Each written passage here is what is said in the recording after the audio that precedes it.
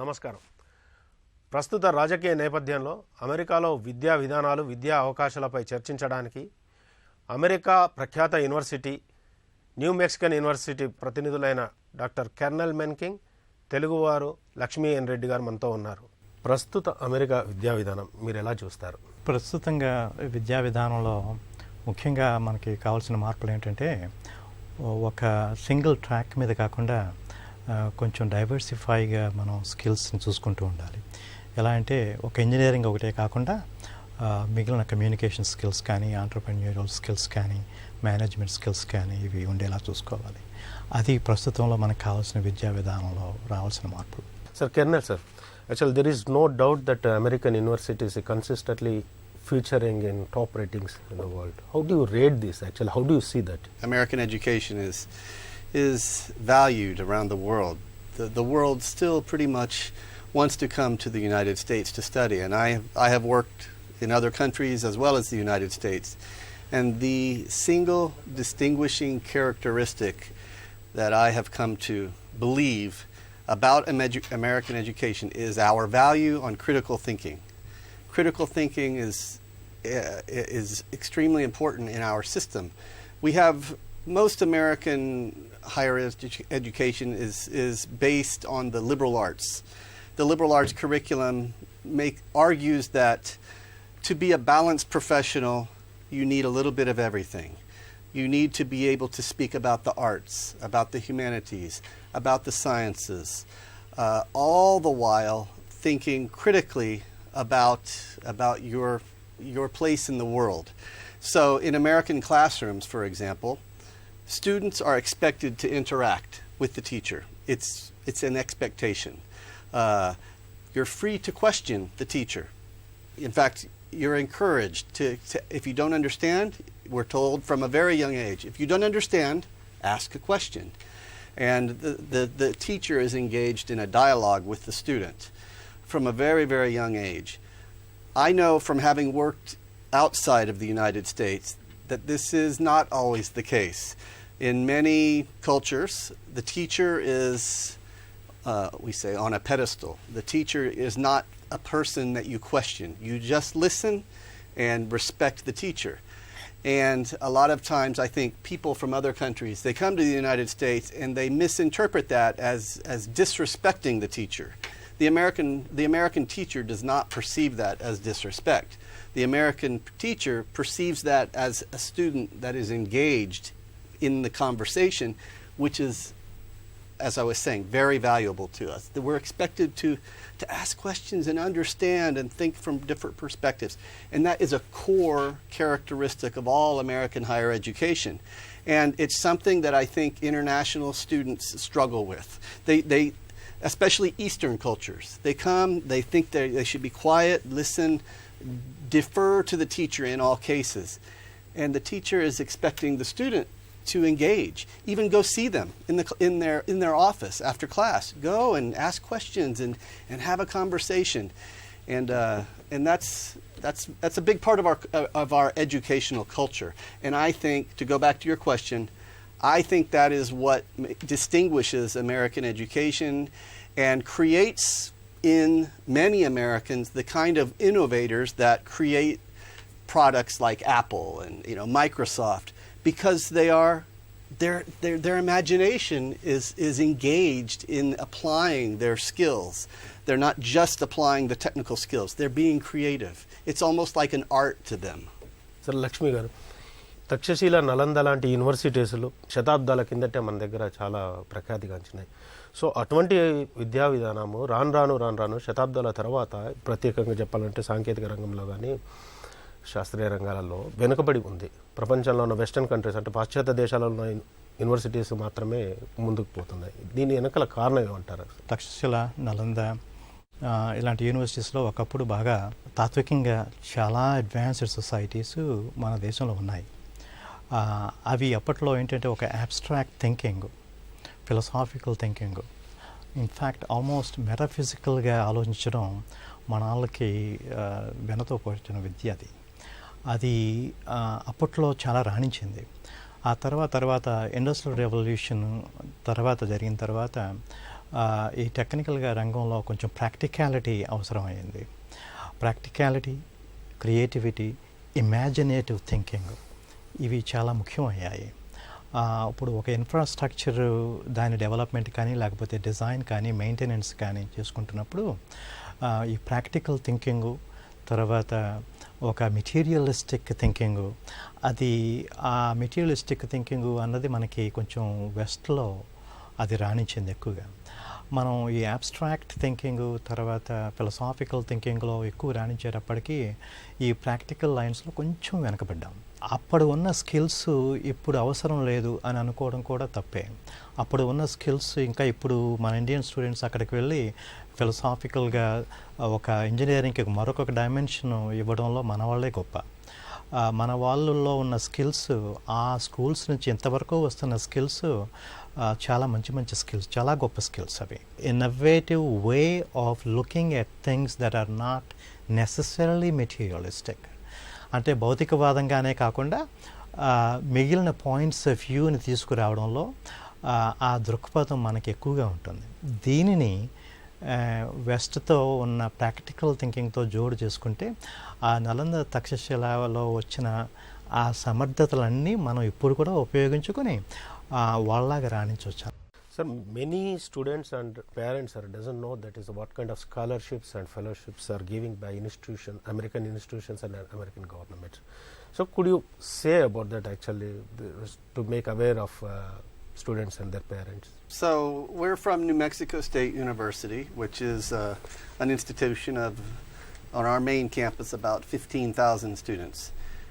Of those 15,000, we have about 1,500 international students, half of them undergraduate, half of them graduate. The graduate and the undergraduate have different opportunities. For the undergraduate, they are able to work on campus. So the way it works in the United States is the university provides an invitation that leads to a visa to study in the United States. On that visa, which is managed by our office, an international student is allowed to work for 20 hours per week. So undergraduates very often will work on campus. They have to be on campus. They can't work outside of the university, but they can work on campus, and they receive an hourly pay. It's not a lot of money, but it helps. And they can work in the restaurants or in an office. For example, my office, we have a few student workers. So that's the primary mechanism for international students to get some extra money while they study. At the graduate level, and Dr. Reddy can speak specifically to engineering, but at the graduate level, mostly the biggest opportunities are in the form of assistantships. You can have research assistantships, teaching assistantships, different jobs. But an assistantship is basically an academic job. So it's the undergraduates may be just doing clerical work, but the graduate levels they're doing professional work, and that comes with a job, with pay, and reduced tuition. So it's a very nice arrangement. ప్రపంచంలో అత్యున్నతమైన యూనివర్సిటీస్లో 10 అత్యున్నత విశ్వవిద్యాలయాలు తీసుకుంటే అందులో 5 అమెరికాకు సంబంధించినవి ఉంటాయి ప్రతి సంవత్సరం. సో ఈ నేపథ్యంలో భారతదేశ విద్యా విధానానికి అంటే యూనివర్సిటీలో చెప్తున్న విద్యా విధానానికి అమెరికాలో ఉన్న విద్యా విధానానికి ఉన్నత స్థాయిలో లేకుంటే ఉన్నత విద్యా విధానంలో ఉన్న ప్రత్యేకతలు ఏంటి? అత్యున్నతమైన విశ్వవిద్యాలయాలు చాలా ఎక్కువగా అమెరికాలోనే ఉన్నాయి. దానికి ఒక ముఖ్యమైన కారణం ఉందండి. ఆ కారణం ఏంటంటే మీరు ఇందాక తక్షశిల, నలంద విశ్వవిద్యాలయాలు అంత గొప్ప కాలంలో నుంచి మనం వచ్చాము, ఎందుకు మనం ఈ రంగంలో కొంత వెనకబడి ఉన్నాం అన్న ప్రశ్నకి ఈ ప్రశ్న చాలా సంబంధం ఉంది. ఇంజనీరింగ్ తీసుకోండి, లేకపోతే ఏదైనా ఒక ప్రొఫెషనల్ ఫీల్డ్ తీసుకోండి. అది తీసుకున్నప్పుడు మన ట్రైనింగు అమెరికన్ విధానం చాలా తేడాగా ఉంటాయి. మన ట్రైనింగ్లో ఏంటంటే ఒక డైమెన్షన్లో ఇంజనీరింగ్ సబ్జెక్ట్స్ని చాలా క్షుణ్ణంగా మనం ఇంట్రొడ్యూస్ చేస్తాం స్టూడెంట్స్కి. అది చాలా చక్కగా పనికొస్తుంది. మన వాళ్ళు అభివృద్ధి చెందుతున్నారు ఆ స్పెసిఫిక్ రంగాల్లో.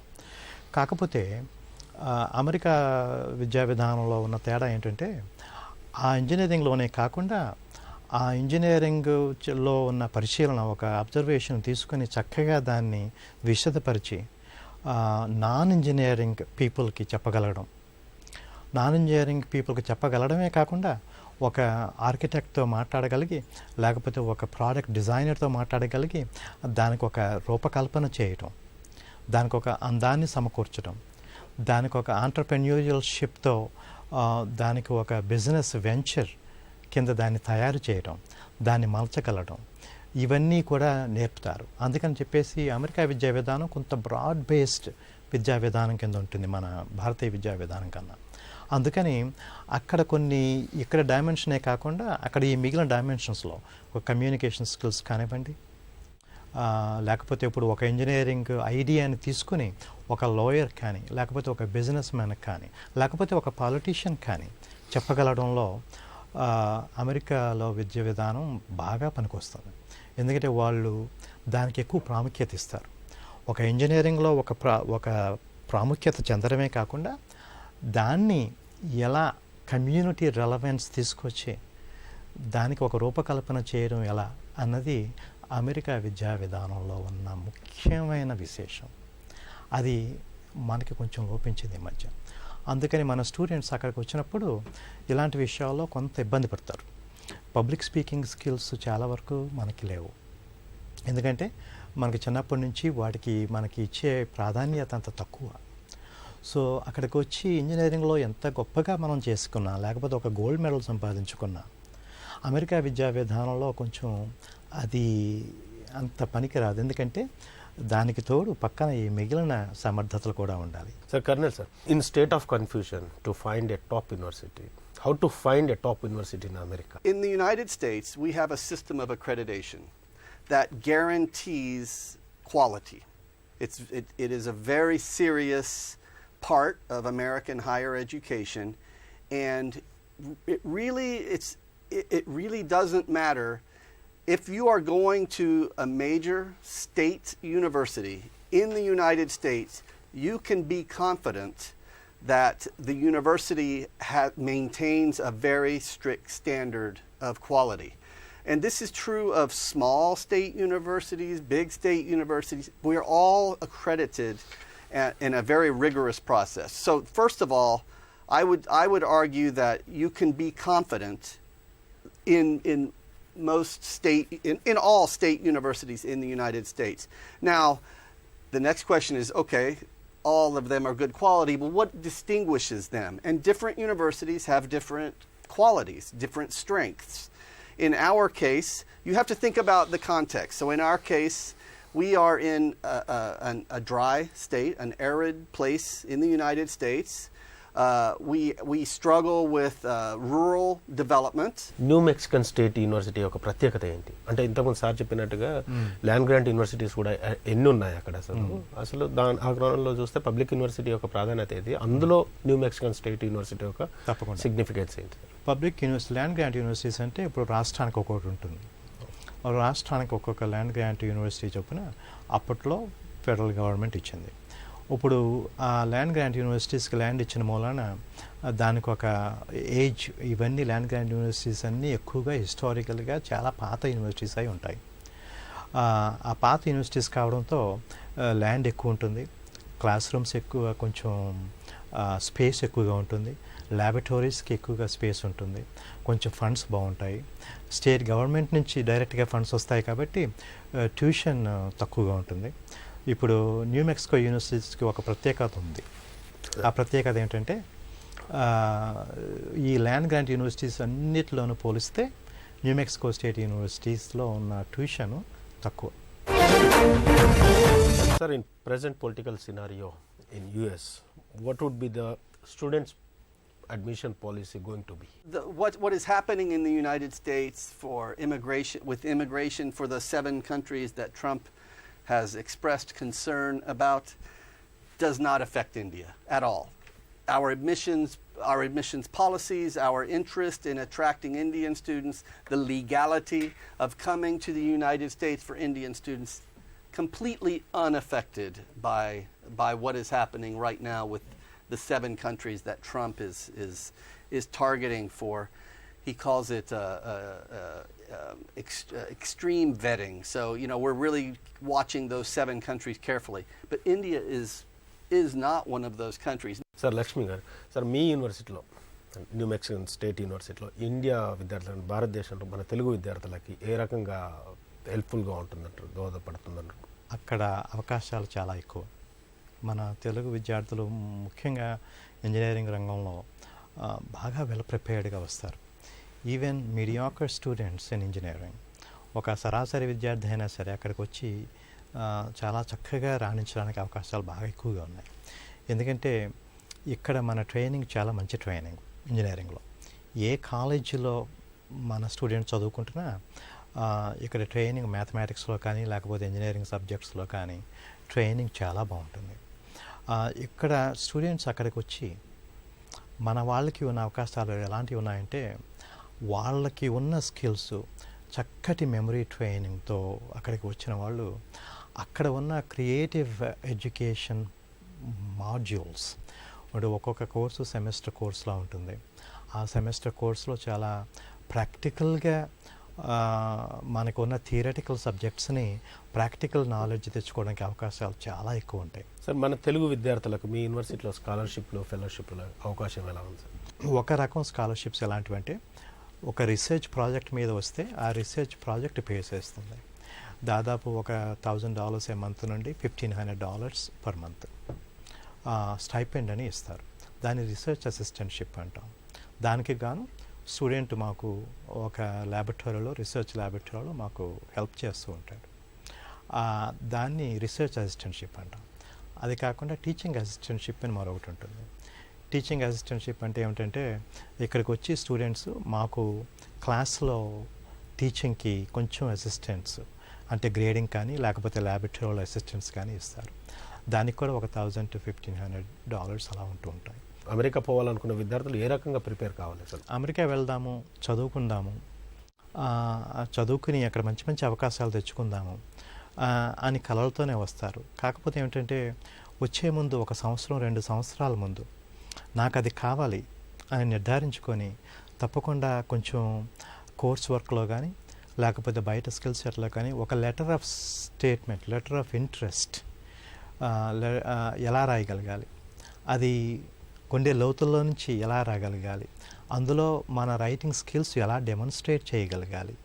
ఒకవేళ అక్కడ ప్రొఫెసర్ ఎవరైనా ఫోన్ చేసి నాకు రీసెర్చ్ ప్రాజెక్ట్ ఉంది నువ్వు వస్తావా అని ఒకవేళ ఇంటర్వ్యూ చేసినప్పుడు, కొంతమంది ఇంటర్వ్యూ చేస్తారు అక్కడి నుంచే ఫోన్లో, ఎలా మాట్లాడాలి, నాకున్న ఇంట్రెస్ట్ని నేను ఎలా తెలియజేయగలగాలి, నేను ఆ ఇంట్రెస్ట్ని ఎలా రాయగలగాలి, ఆ స్టేట్మెంట్ ఆఫ్ ఇంట్రెస్ట్లో చాలా చక్కగా వాళ్ళకున్న ఇంట్రెస్ట్ చూపించగలుగుతారు.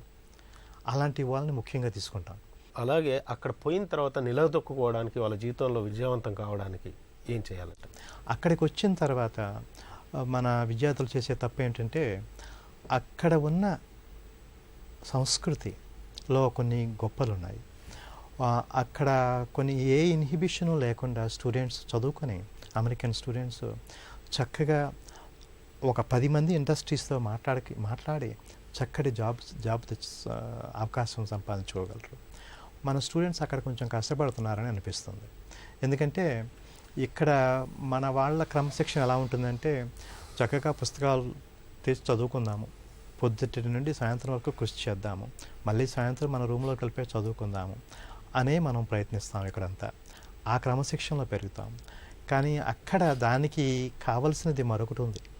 అదేమిటంటే 10 మందితో నెట్వర్కింగ్ చేసుకోగలటం. ఒక ఇండస్ట్రీతో ఫోన్ చేసి నాకు ఈ చక్కటి క్రియేటివ్ కాన్సెప్ట్ ఐడియా ఉంది, ఈ ఐడియాని మీరు బలపరిస్తే ఇది చాలా గొప్ప ఐడియా అవుతుంది అని చెప్పగలగాలి.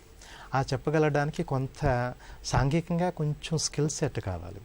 10 మందితో మాట్లాడగలగాలి, 10 మందితో చక్కగా ప్రజెంట్గా ఇంటరాక్ట్ చేయగలగాలి. అది నేను మన తెలుగు విద్యార్థులకు ఇచ్చే, ఇంకా అంతకన్నా నేను గొప్ప అడ్వైజ్ నేను ఇవ్వలేను. Sir, Kernel sir, what kind of suggestions you can give to our Telugu students? I would really advise Indian students to take advantage of the opportunity to engage in a new style of education in the United States. So come prepared to engage in the classroom, interact with, this is something in general for all international students, interact with the American students, join the different organizations. One thing that American universities, big universities like ours, are really strong in are student organizations. So we have an organization for everything, for cultures, religions, hobbies, sports, you name it, there's an organization for that interest. And so I always encourage our international students, when you get there, join these organizations. Don't hang around all the people from your country. Hang around people from all over the world, because we have the entire world represented at our campus, about 84 countries. Interact with them. Make friends with the local student. So just one example, communication styles. So in the United States, we communicate very differently than Eastern culture. Things like eye contact, things like talking about sensitive topics. For example, Americans generally don't like to talk about politics or religion. Some cultures love to talk about politics and religion. So, you have to understand these things. And so I always encourage... Age. Talking about age. All kinds of things. Age. It's a lot of fun, but you have to be deliberate. So I always encourage them, buy a book about understanding the culture that you're in. It would be like if I came to live in India and didn't find some books about Indian culture and really try to understand. So that would be my advice to all international students, actually. Thank you, Man King, sir. All the way you came here and you shared your experiences and views. Thank you very much. That's very. Thank you, our Lakshmi pleasure. Garu. Thank you very much, sir. Thank you. Our pleasure. That-